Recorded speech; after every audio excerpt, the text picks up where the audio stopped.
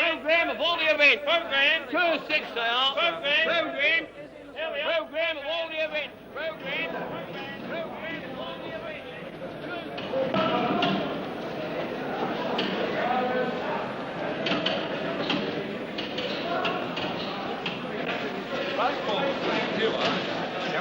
Straight, please. Straight for it. Straight in. No, hang on, just stop. Just make me go.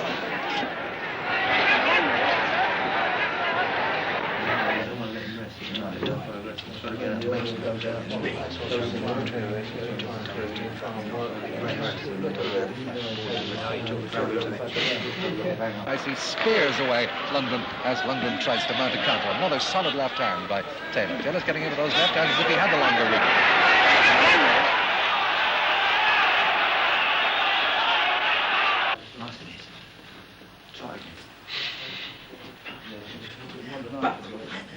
Look up, and again, look up, wheels, back, back there, back.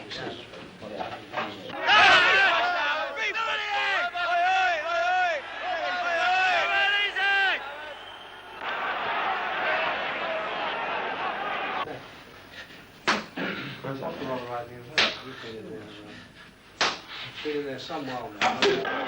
Left hand, Phil, straight.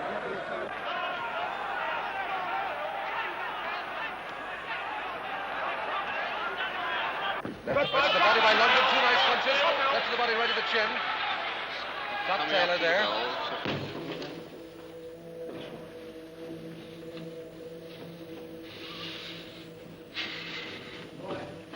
Okay, right.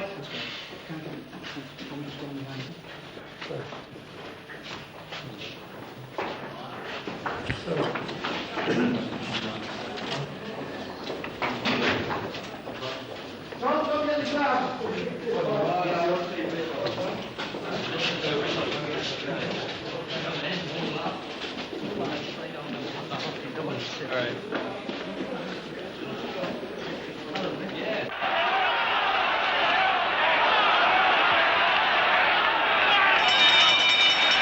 And it's all over. A great fight is over, and Taylor walks to the referee to have his hand lifted. Frankie Tiger Taylor is the winner on points after 12 tremendous rounds against Phil Lundgren. 22 fights and 22 wins for the Tiger from Lancaster. Hey, Bill, if he's in against you, you're a loser tonight, mate.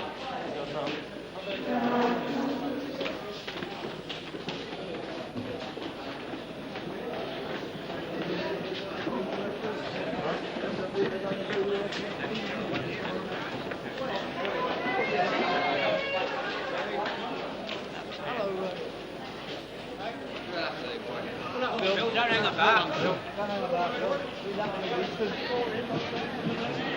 Good luck, Will.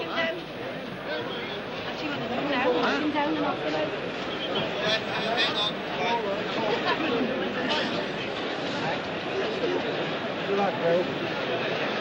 Come on, Bill. Bill, don't fuck about. Have him over, Bill. Have him over.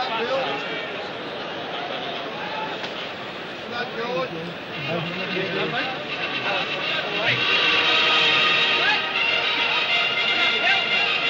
Bill.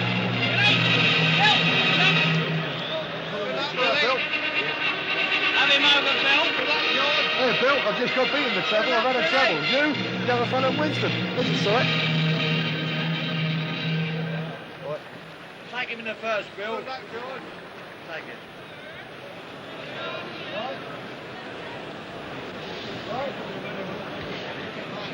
Come on, Bill. Go, Bill. What's your number, Billy boy? Come on, Bill. Go, Bill. Billy boy.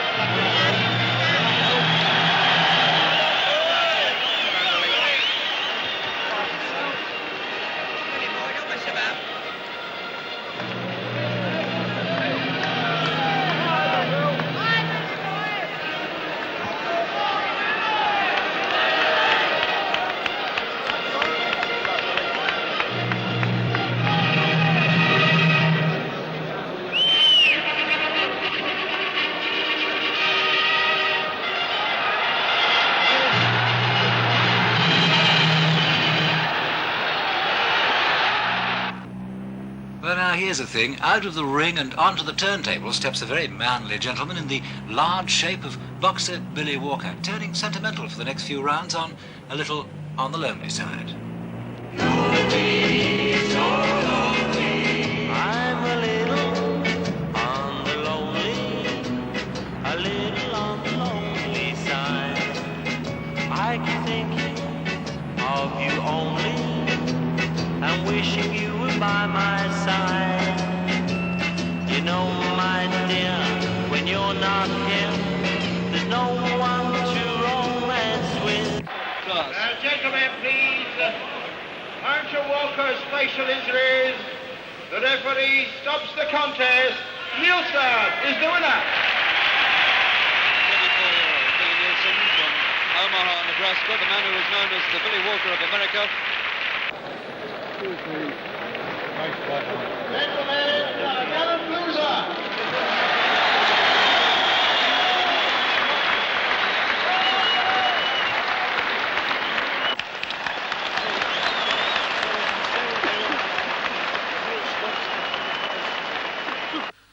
Well, actually, it all started about when I was about 17, really. This is the start of it, and I was just like any other young fellow around London that time, I think. Nothing really to do, working hard for my few pounds a week. And I used to go out with a few boys. We used to go around together, out drinking every night sort of thing. Nothing to do, and it got boring. So first of all, I decided I was going to become a bodybuilder, and I started to take up this course at a club, weightlifting and that kind of thing. But I'm afraid I didn't have the body for it, and all I did was stick on a load of weight, and I went up to about 15 stone. Well, at the time, I didn't have the frame to hold it, and I looked rather fat, so I decided that, a few of us decided, about 4 of us actually, we decided to start down West Ham to just train, not actually fight, just to train and get a bit fit.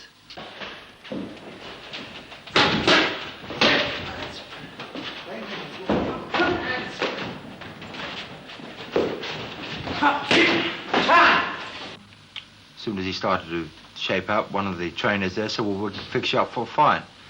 And then he came, he'd been going about a fortnight, he came back to me, he said, well, I'm fixed up for a fight.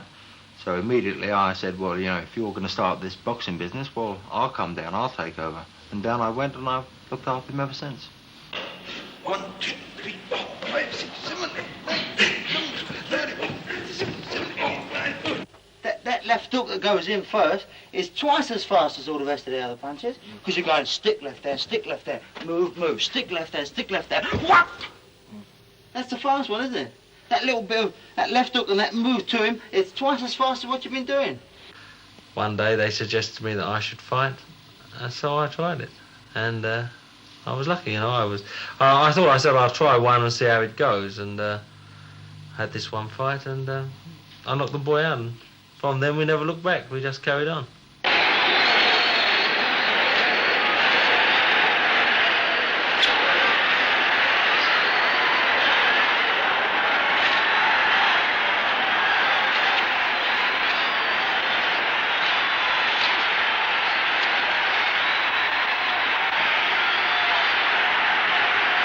Walker's aggressiveness overwhelms the 24-year-old Welshman. And with another flurry of punches, he floors Rocky James for another count of 8. And although James pleads to go on, the referee stops the fight to save him further punishment. The game challenger now knows that courage and physical strength aren't enough against an opponent like Walker. So Billy Walker wins yet another fight and proves once again that he packs the right kind of punch. Well, my attitude, well, I wanted to get on, you know. I wanted to, I think an amateur, you want to get recognition. You want to get on in the game, you know. When I come back, George said to me, well, you have the thing that's needed, you know. You can knock them out. And I knew that I could take a punch because I, you know, training, I took some good punches, and we knew this. So you have the ability. All you've got to do is now learn your trade. Inside of the glove, that one, and a good job it was for Perry's sake. That one wasn't a right and a left, and he'll never get up from that. He will not get up. It's the complete count. He's out in the first round. Walker the winner on a knockout in the first round. And of course, Billy didn't want to turn professional when I induced him to turn professional. He wanted to go to Perth and try and win a gold medal, you know, the Empire Games. And I said to George, his brother, gold medal? With the money I'm going to pay you can buy a sack full of gold medals.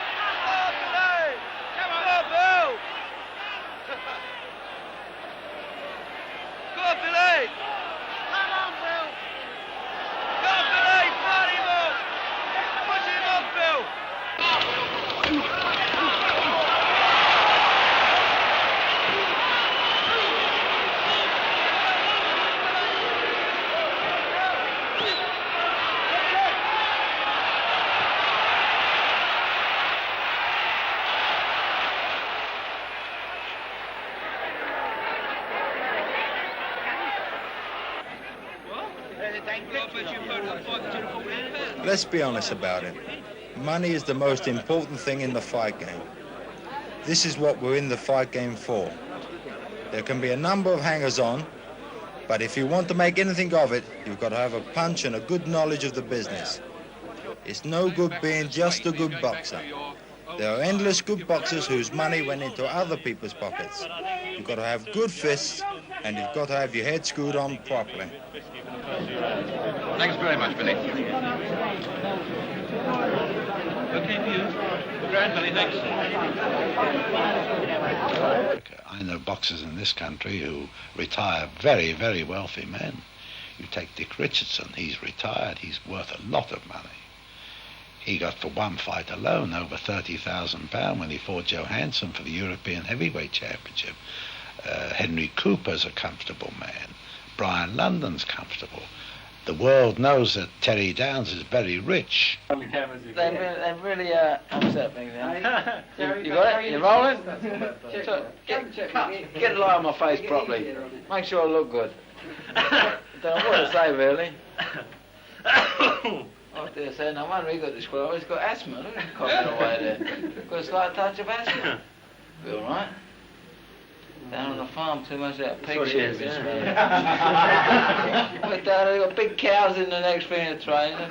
Yeah. But the last one, so they warned him so much, and he just come straight in and put it there, not look for it. Accurate puncher. Well, the level of, I would say that the average purse for a 6-round boxer would be about £30. An 8-round boxer on a, not talking about on a big promotion, an open air promotion, or at Wembley, average would be say between £100 or £300. And then of course, purses bills over that, you'll have to have a bigger hall for. Hall, you need a hall at least say 2,000 people in. before a boxer could receive, say, a purse, top of the bill, say, £1,000 each. When we turned professional, we had nothing really, nothing great. I was working down Billingsgate Market. I didn't have a car. George was a part owner, small shareholder in this garage here. George had a car, but not a great car. And since then, I have a brand new car. George has a new car, and we own this place. We also have bought a new garage down at Corringham, where I live, and a taxi business with 12 taxis, which are going very good. Everything looks very good.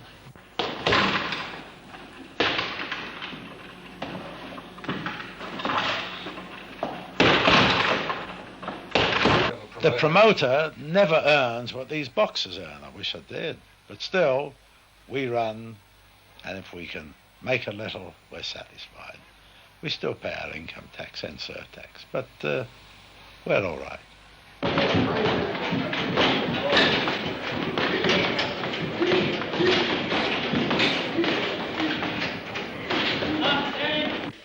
I would say it's good for boys who haven't had a great education. They can get big money, they can start a business and have a better life themselves and give their families a better life. Take myself, for instance, I was never very clever at school, but through boxing, I've been very successful. I own quite a lot of property in Glasgow. I own my own gymnasium here, I own a small hotel. My little boy goes to the best college in Britain. My two girls go to a private school. I can only talk for myself.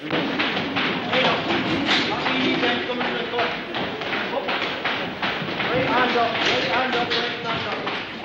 Right hand up to your head. Right now.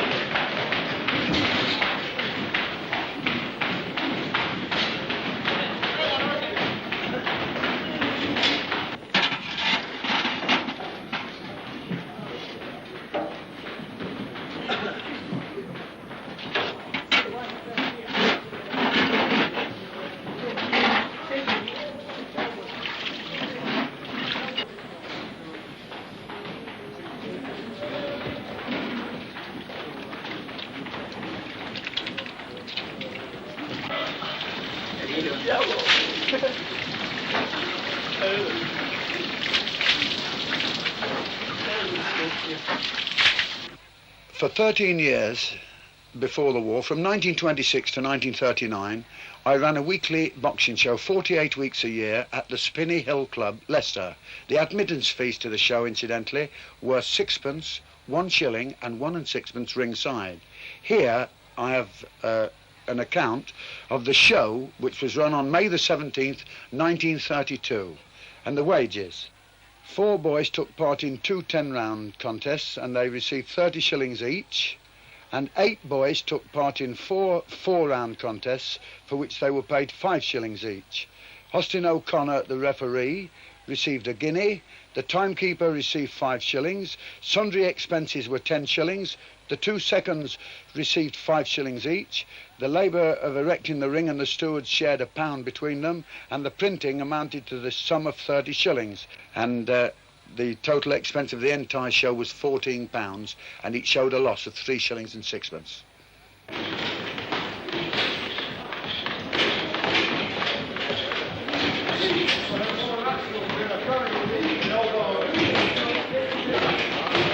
A doctor's son or a lawyer's son doesn't become a boxer. Boxers come from poor families, they're just ordinary families. And a boy that's clever can use his brains, and then if a boy's clever, he's strong, and he likes boxing, and he's hungry, he needs a few pounds, you put them all together and teach him the rudiments of the business, then you get a successful boxer. Well, take the case of the 2 Coopers. They were brought to me before they did their national service. They wished to turn pro, and I thought it was better for them to do their national service and turn pro when they come up. And, of course, they did that. Now, those boys were getting 10p halfpenny an hour for plastering. And little did Henry Cooper know when he turned professional that he would be paying surtax, which he does today. You see, and their poor mother, very nice woman, she'll tell you that they never had the second cup and saucer to their name until the boys started boxing. This is Dr. Cassidy. Doctor looked after me when I was a boxer. When I had a fight, Pat was at the ringside and brought his needles with him. He put 62 stitches in my eyes, I think, is that right, Pat? About 62 throughout his whole career. I think the most memorable thing about our partnership, once I went over to Belfast to challenge the world champion, what was his name? Cohen. Robert Cohen. He was fighting John Kelly, and Pat came over with me. I'd fought a boy, Eddie Carson, here in Glasgow on the Wednesday, and Pat stitched my meniscus. 8 stitches, 4 in each eye. 4 stitches in each eye, and that was on the Wednesday, and I was going over to challenge the world champion on the Saturday. So it still not happened. On the Saturday night, I met Peter in Belfast in the King's Hall. We took out the 8 stitches. And where did we take them out? We took them out in the ladies' toilet, actually, in Belfast. And he went into the ring and challenged the winner of the Cohen Kelly fight then, but without any marks on him. No one noticed I had been cut in the previous Wednesday, you know. Because he was a particularly good healer too, which made our job very, very easy. When did we last see him fighting like this in British boxing?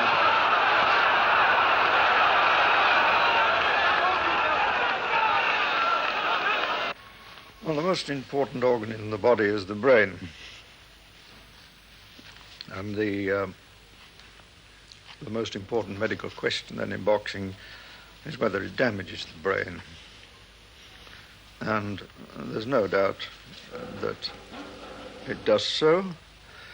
And although there's some argument as to how exactly that damage is caused, it's probably related to the fact that the brain is a gelatinous organ, not a solid organ, enclosed in a rigid capsule, so that when you suddenly rotate the skull by a blow to the chin, for instance, about any of the axes of the head, then depending on the acceleration, the brain will tend to lag behind the bone, then it'll catch up, and then it will lag behind, and you get oscillatory, or more strictly speaking, swirling movements set up.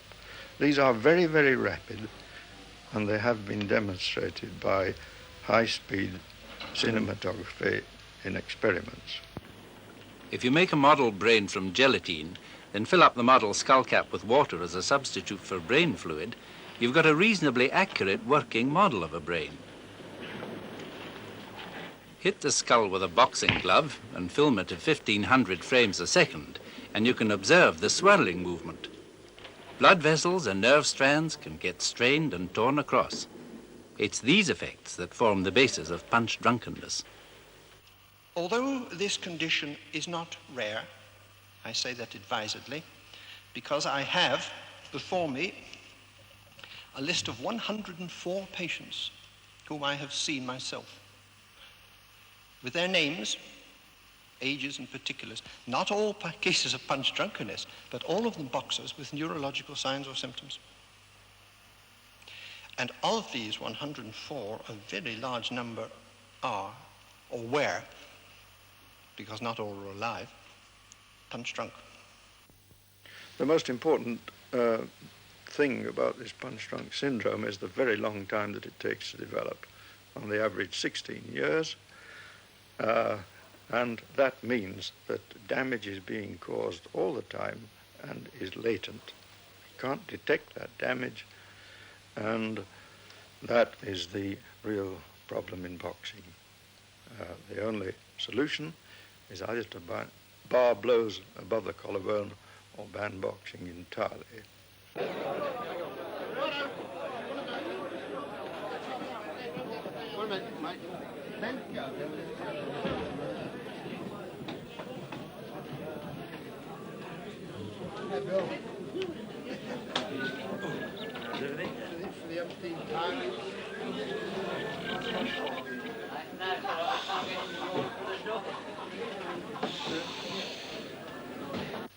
We protect the boxer in many ways. First of all, by a series of medical examinations. He's very thoroughly examined before he gets a license, each year when his license is to be renewed, before every contest, after every contest, and should he be knocked out, before he resumes boxing, after he's been knocked out. We don't let a boxer have a license until he's 16, and then we protect him until he's 21 by governing the number of contests that he has. We govern the number of rounds in which he's able to box and the duration of those rounds.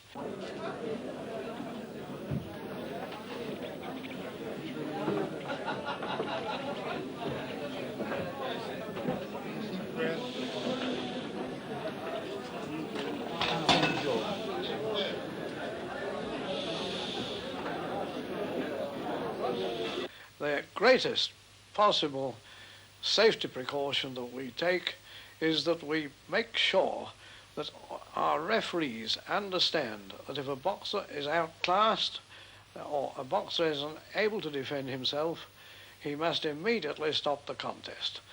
I think anybody that takes it up knows the risks, and they accept them. And you accept you know you're going to get hurt physically. You're going to get your nose busted and maybe your eyes cut and things like that. Well, these things happen, and you know this. But brain damage, it's never been proven, and there's a lot of medical different of opinions on this subject.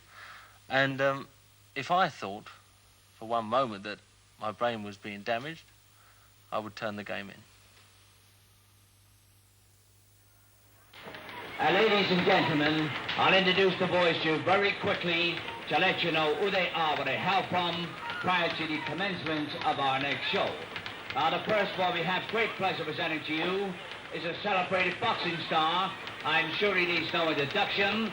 The boy who for 2 consecutive years held the British Naval and the Royal Marine Lightweight Championships, a boy with a knockout punch in both hands. It is none other than Jack Swatton. This boy has now turned professional. He intends to learn the fight game the hard way. He has come along and joined the pavilion as he intends to go on tour with me for the remainder of the season.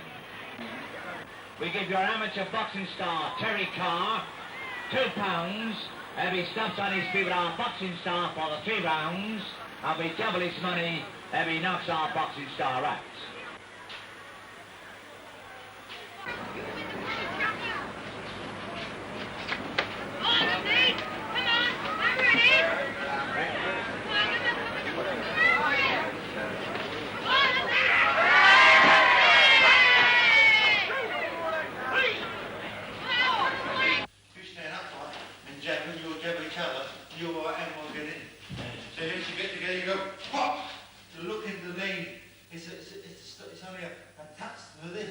You jab. Oh, as you jab, sit. He's there, you're there. You jab, he's shot a punch. Back, you come. What, you got it? Yeah. You see what I mean? That's it. That's back. It's like when you get him in the corner. Back into the corner. Back. Bang. Yeah. You have me there. You just sat that little bit. Sat. Before you launched it. Sat. Let me lead you. Then launch your attack. I've been involved with fighting for 16, 17 years. So I'm a professional, you know. I'm cold and hard and clear. But I must admit, when Billy gets in the ring and he's fighting, you know, and the fight's a hard fight,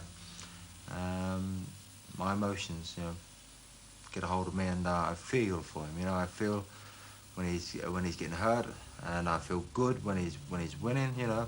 I feel the feelings that must be going through him, I should imagine, you know.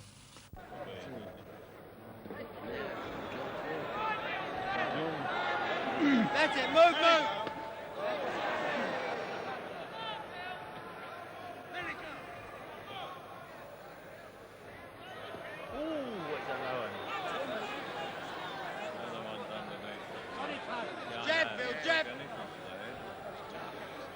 Jab, move!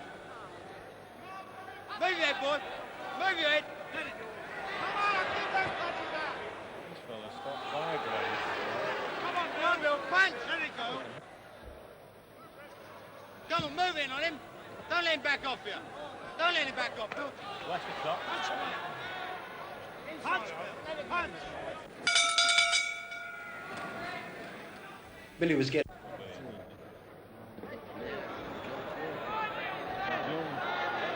That's it, move, move!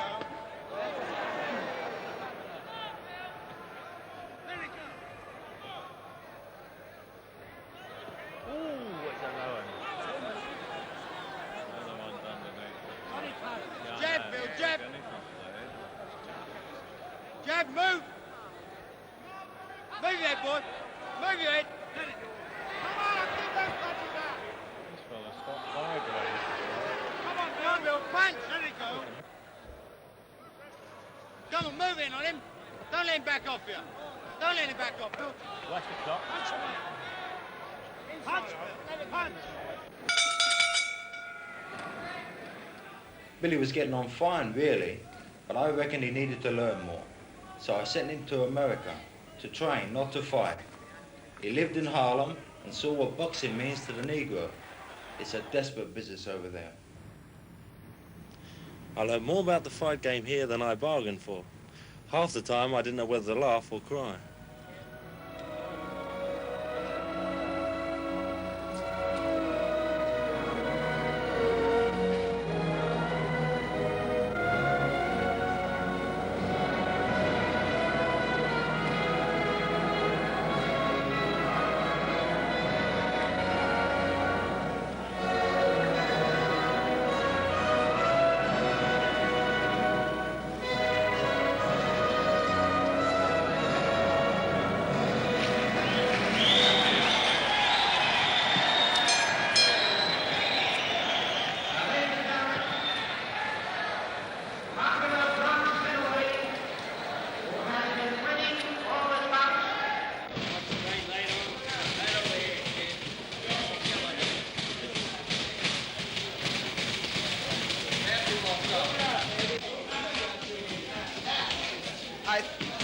Look, don't switch on your man without giving him the left hand first. Give him the left and then switch on him.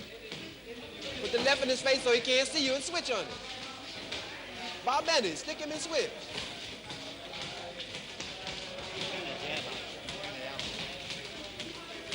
Come on, turn the jab loose. Stick it out there.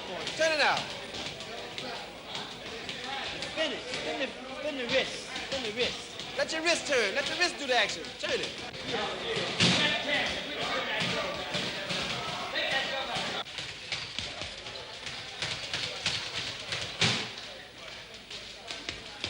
Hook off the left. Hook off the left. Now right hand. Come on, jab. Jab. That's right. Stay there. Stay there. Jab.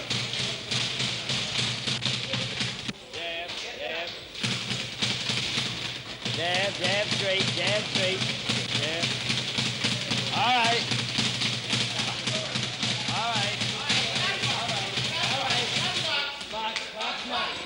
Working it all behind the chair. You understand? The things that you do on the floor is the things that you're supposed to do when you get inside. You understand? The same things that you practice there. You understand? You see? And you pulling your head back. Every time you punch, you're pulling your head way back. You understand? You see? You got to keep your head down in here because you got your protection. You see? And you got to snap the jab, And ancillary rights grows, movie, radio, television grows, as we did on the last one. And well, listen, am I right? You did about 600 and some odd thousand, and we did about 4,250,000. What does that break down to? 4,250,000. What is that? Well, that's about 8 to 1. So if you do 300,000 here, we ought to do say 2.5 million. That's about it. It's about the right ratio. Yeah. Would you say 2.5 million? Huh? Well, of course. Remember, of course, this isn't the same fight. You must remember that. It isn't, but also remember that the question is how valuable will the movie rights be? And this is something we don't know until after the fight. You can't predict it. Turn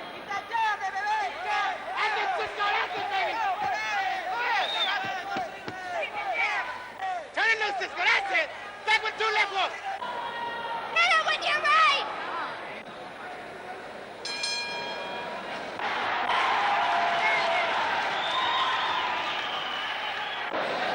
Huh?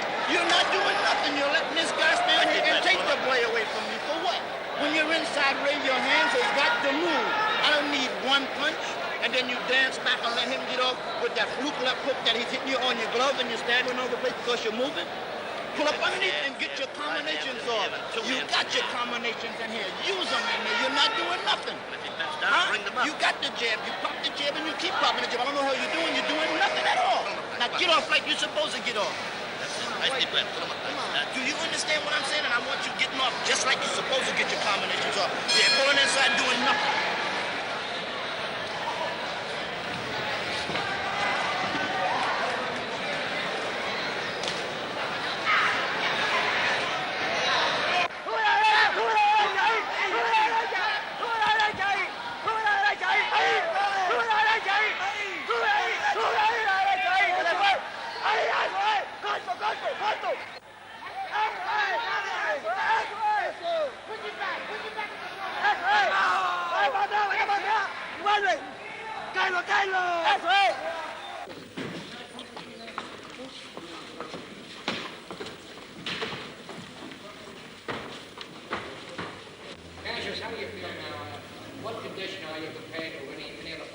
I'm in the best condition of my life. I'm carrying 2.5-pound weights in my hands every day, wearing 5-pound shoes. I'm gonna be so fast that night when I put on those little bitty gloves and take off that head guard. I'm gonna be moving so pretty and so fast until after the first round, everybody's gonna be hoarse. When I win this fight, there'll be a few deaths at ringside. A few heart attacks will take place. Take my word, I'm a prophet. I predict that a few heart attacks will take place. It will be a great shock when I retire this big bear. The world will bow and submit and say, I am the greatest.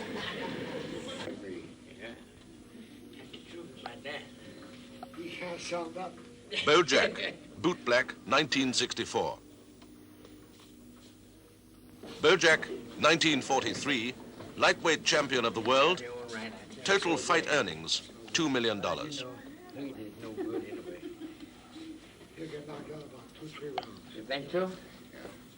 Yeah, he no father, he talks a lot.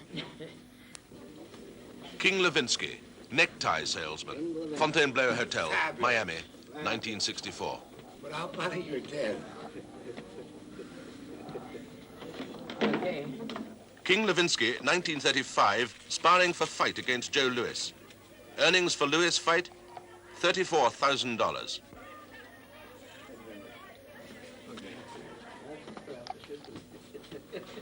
You're punchy, too. See, I got a reason. I'm a pugilist. Largest boxing magazine in America. Editor and publisher, Stanley Weston. Well, as I say, Mr. Hearst, I've made a great deal of money out of professional boxing in the last 27 years. And the more I make, the more guilty I become. I see the results of it, what happens to the young boy who goes into it these days. It's a matter of deep concern to me. I have tried to justify professional boxing in my own mind. Actually, I'm trying to make an excuse for myself. And the more I think, I come to the same conclusion, no matter how much I think about it, no matter how much I justify it. The only justification for it is that it provides a method, the only possible method for a young boy born into poverty to attain fame and fortune almost overnight. I'm so great until the Beatles came to get my autograph.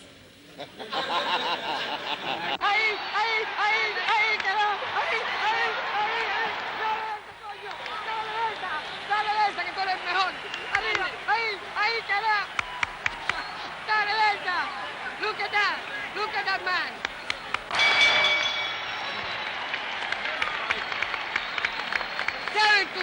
7-3, Rodrigo.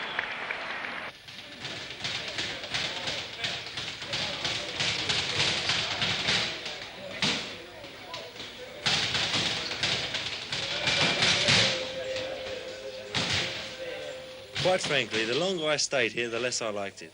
The training was all right, but I just couldn't take the rest of it. Whatever future the Americans painted for me, I prefer boxing in England. there is a good chance that this handsome young boxer may someday be heavyweight champion of the world.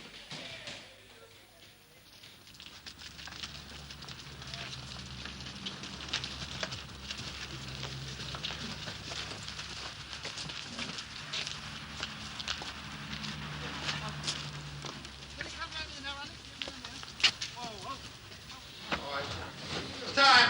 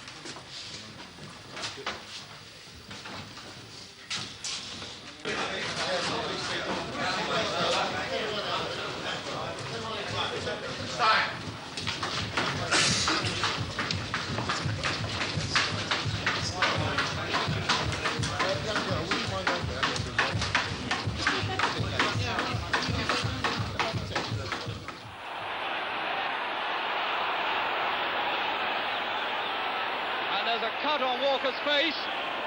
Walker is cut over his left eye and he may be cut badly. Only seconds left of the 6th round, but a tremendous round it's been.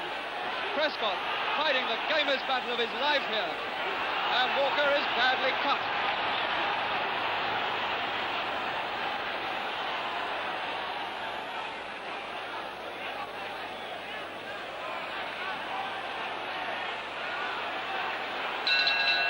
There's the bell to end the 6th, and what a round that's been. Billy Walker is now cut over his left eye.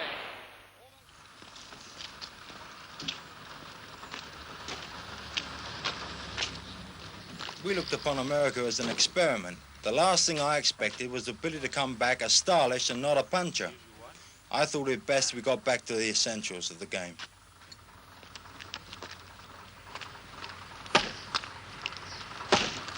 That's it. Right, you can do it. Nice and fast. 1, 2, 3, bang, bang. That's better. Nice left hook. Nice left hook. Move, move. Adjust this pad, not me, adjust the pad. Move. Just the pad, just work on the pad. Concentrate on the pad. All head punches. All head punches. Don't control them. Come on. All head punches. All head punches. Come on, this way. Good.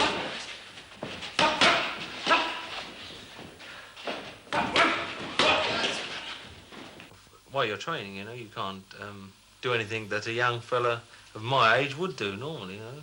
You can't go out and have a drink with your friends, you know, your fellas, and you can't go out with girls when you're training, which, mind you can make up in between.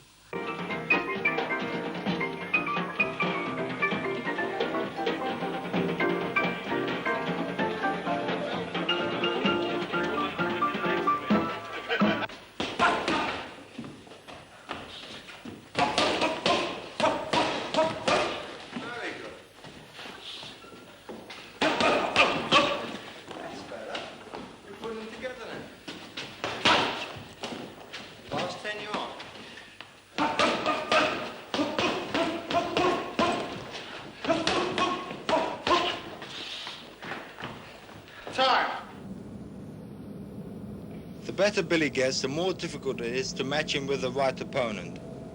There are less and less boxers around. You can say it's the welfare state, or you can blame television. Well, television, I think, actually is the enemy of boxing. I would sooner not televise any boxing at all. My main reason is this, that if, for argument's sake, if people could show a title fight, say, between Henry Cooper and Joe Erskine, people watch that on television. They can see a championship contest for nothing in their house. And then if a small promoter in another town is going to put on the top of the bill, say a fighter who gets about 80 pounds or 100 pounds of boxing, the people say, oh, I don't fancy seeing that, that's not worth seeing.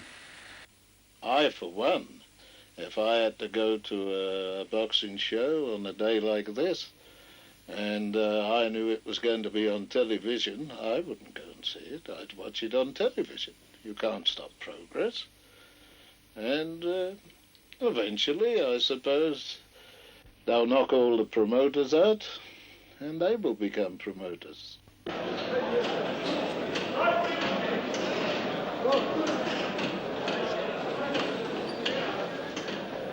Number of licensed professional boxers in Britain in 1950, approximately 2,000. 1964, approximately 600.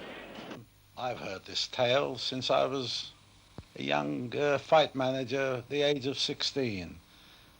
And that's a long time ago when they used to say to me, boxing is dying. It isn't dying. How can it be dying when in the last 4 shows I've had 4 complete sellouts? Can't be dying. The only thing is we haven't got today the amount of boxers that we did have years ago. But if we can keep on finding the Billy Walkers, the Terry Downs, the Henry Coopers, boxing in this country will not die. Well, it's certainly not a usual sight to see Billy Walker screaming with blood. He doesn't get cut that often.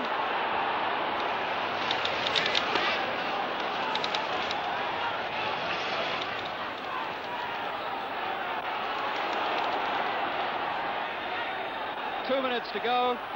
Walker's eye bleeding again. And Prescott once more under terrific punishment that he's doing.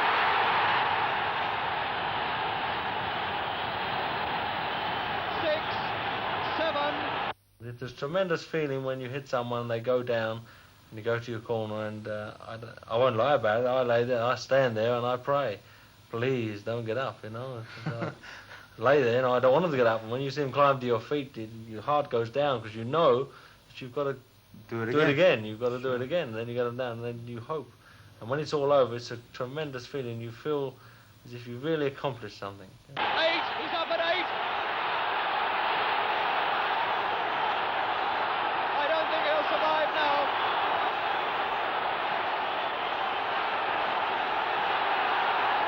And Tommy Little gets between them. It's over.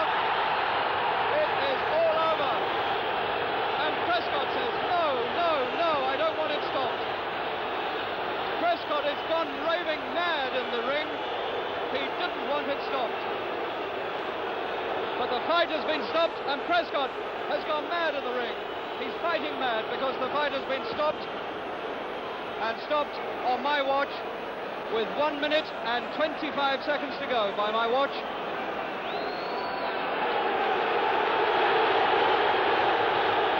Billy Walker comes over to the beaten Johnny Prescott. Prescott stopped by the referee in the 10th and final round of one of the most exciting heavyweight battles seen in this country for a long, long time. As a television attraction, I suppose Billy Walker is now up in the same category as a cup final or a Grand National. That is, if you're counting the number of people who switch on the television sets to see him fight. His last 2 fights, which we've televised, have each attracted a television audience of getting on for 20 million people. Well, you know, popularity, I love it, you know. I love people asking for autographs and this kind of thing and recognise me. This is great. But sometimes you do get the odd character, you know, that is a bit annoying. Such as, well, about a month or so ago, I was in a restaurant having a meal with a girl and some friends, you know, and in the middle of the meal, halfway through, everything was served, and this fella came up and he said, you know, would I come over and meet his wife? So I said, yes, I'd love to. I'll be over in a moment, you know. I'll come over and I'll finish my meal. No, and he wouldn't have this. I think he'd had a few drinks, mind you, and he said he wouldn't have this. I had to come and meet his wife now. This restaurant was a large restaurant with 2 large rooms, you know, and they was in the next room. So I thought, oh, my God. So I thought, well, to keep him quiet, I'll do it now. So I put down my knife and fork and got up and gone over to meet his wife to the next room. So he said, hello, dear, or some name of what she was, and he said, this is Billy Walker, here he is. And so I said, how do you do? And she looked at me and said to me, he ain't as big and as nice as I thought he was, you know, and I've come all the way in, this is all I've got, you know. Ready? Time.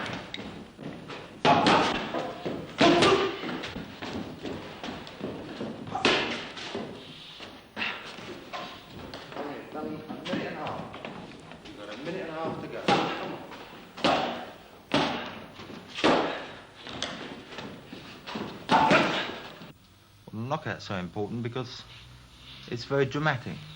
There's no doubt about it. You see two men fighting, boxing, and it's equal, you know. One's hurting the other one. Good punches go in, one man staggers, and then he comes back and he staggers the other man. And then out the blue, a fist flashes, you know. A good punch goes and the man's down, you know. It's so complete. It's the kill almost, you know, like in bullfighting, you know, the sword going into the animal, it's the end of it. Of course, with boxing, sometimes it's not always the same because the man gets up afterwards. Left. Yeah? Left. Move in with it. That's better. And in. That's it.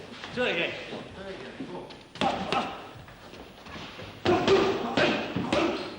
Right. That's better. Move back. Right.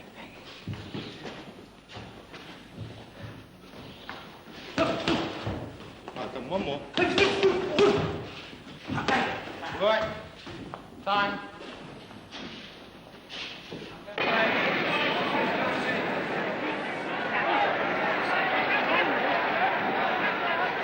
Come on, Jack, dig him in. Go on, Jack, man.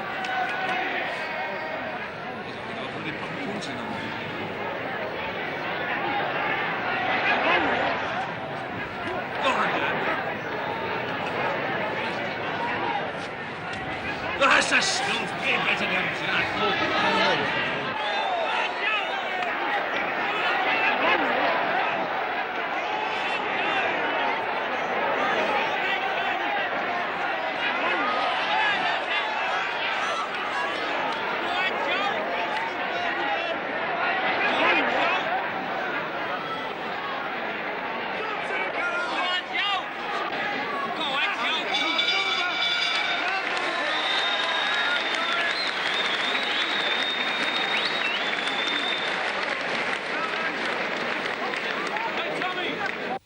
Man is really a most aggressive animal.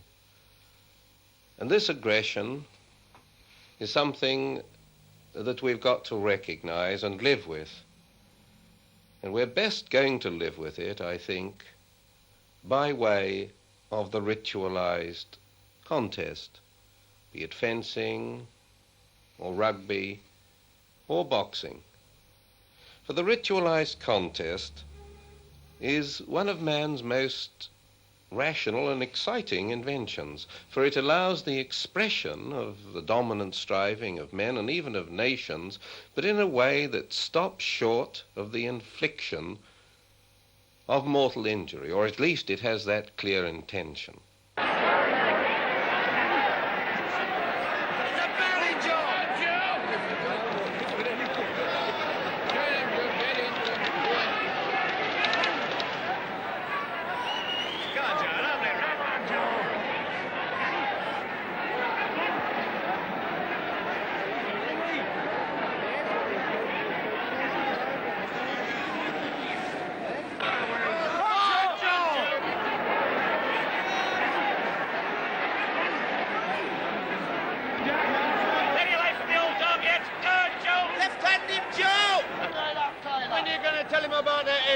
That's it, Joey.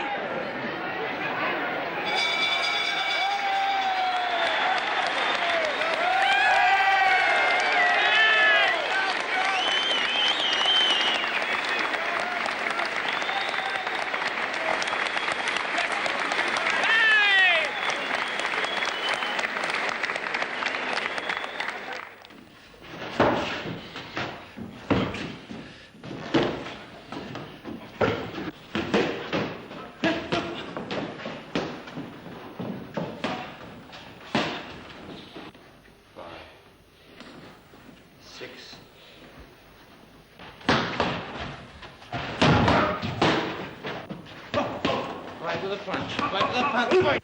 He's not going to hit him on top of the eye or on the ear. He's going to hit him on the chin because you've hit him 3 times to the belly. You broke with a punch to the head with your left hook. Now he's in trouble. He's hurt. You pick for that last one to go spank on the chin.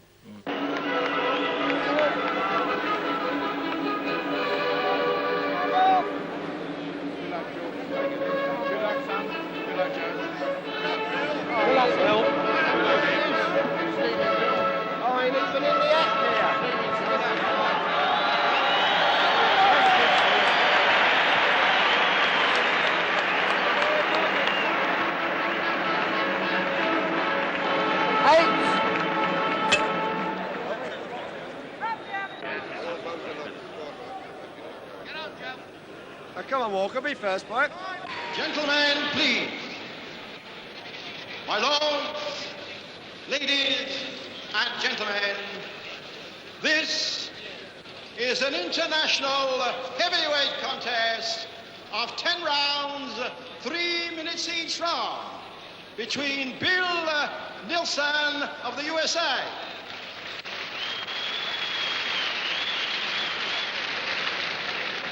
and Billy Walker, West Ham.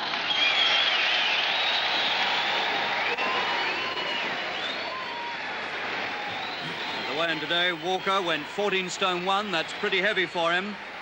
And Nilsson weighed 13 stone 10, so Billy Walker has got a 5 pounds weight advantage. Here's Nilsson, 24 years old, from Nebraska. Referee is Mr. Harry Gibbs, and the timekeeper, Mr. Tom Powell. Thank you, gentlemen. The last-minute instructions from Harry Gibbs, the referee. Walker coming from the left-hand corner in his big, he hopes, revenge fight against Bill Nilsson from Omaha. Seconds out! Round 1! Scheduled 10-rounder between these two.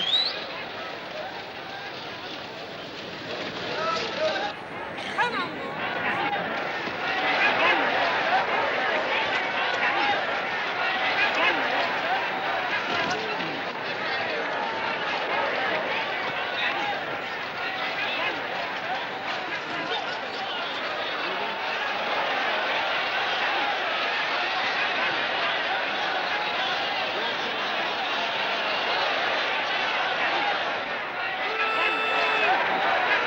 Move in on him.